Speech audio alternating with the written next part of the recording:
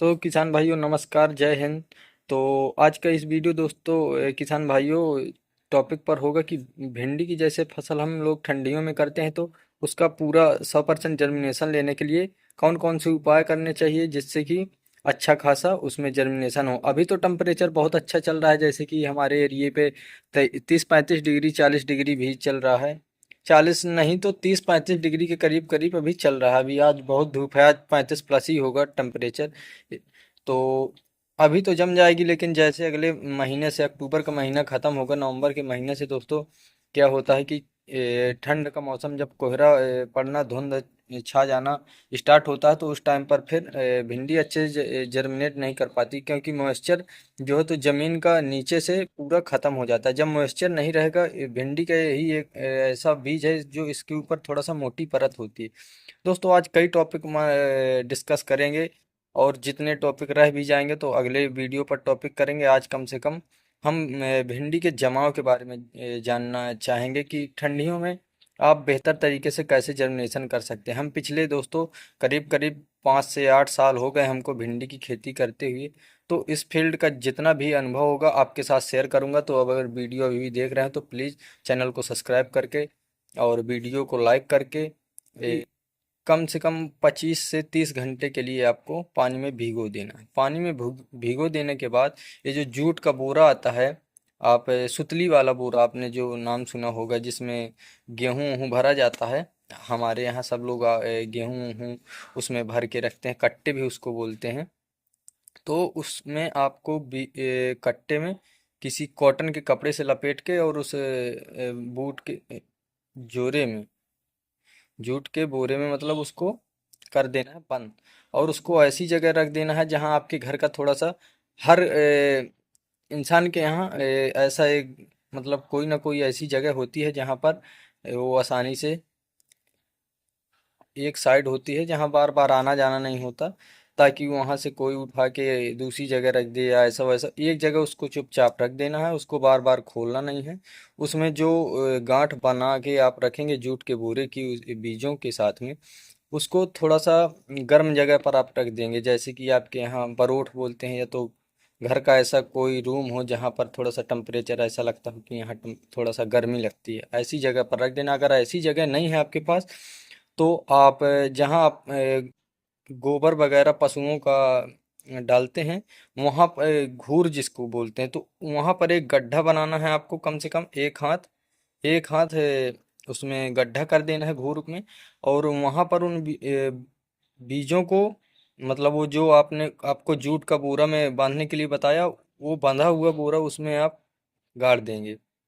और जैसे ही उसमें देखेंगे, कम से कम दो एक दो 24 से 48 घंटे बाद फिर से आप उसको निकालना है वापस से, और उस पर एक बार पानी सींच देना है, फिर वापस से डाल देना है उसी गड्ढे पर। और 2 से 3 दिन के बाद जब आप उस बोरे से निकालेंगे बीजों को, तो आपको थोड़ा थोड़ा उसमें अंकुरण दिखाई देगा दोस्तों।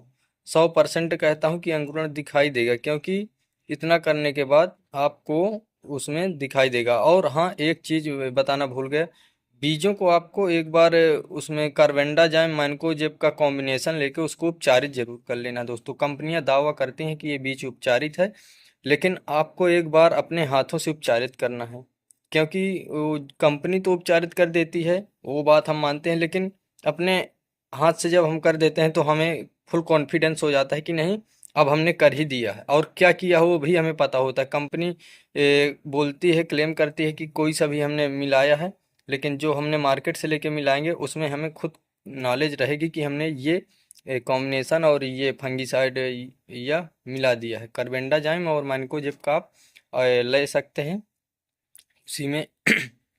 तो इस तरह से बीज अंकुरण कर लेंगे। अब बीज अंकुरण करने के बाद आपको ठंडियों के मौसम में दोस्तों क्या करना है, बुआई का भी थोड़ा सा ध्यान करना है। मैं बुआई के लिए एक स्पेशल वीडियो बनाऊंगा, लेकिन थोड़ा सा इस वीडियो में भी जानकारी देना चाहूँगा कि 2 बाई 1 की जगह, मतलब 2 से ढाई बाई 1, ढाई या 2 अपने एरिया के हिसाब से। हमारे यहाँ जैसे हम 2 से ढाई भी कर देते हैं, जैसा मौसम है। अभी मौसम थोड़ा सा टेम्परेचर अच्छा चल रहा है, तो 2.5 फुट की दूरी देंगे क्यारी से क्यारी, और बीज से बीज की दूरी देंगे 1 फीट दोस्तों।